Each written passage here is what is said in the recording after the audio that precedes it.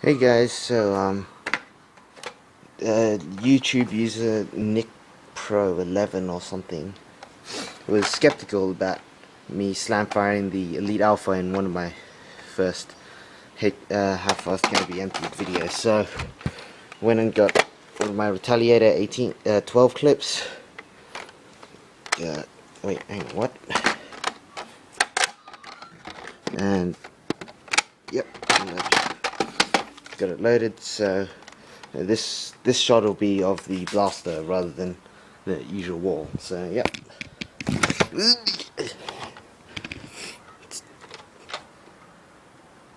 There we go. See how it does.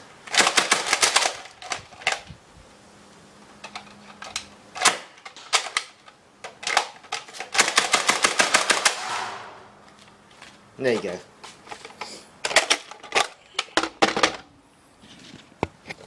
So yeah, that's this video done.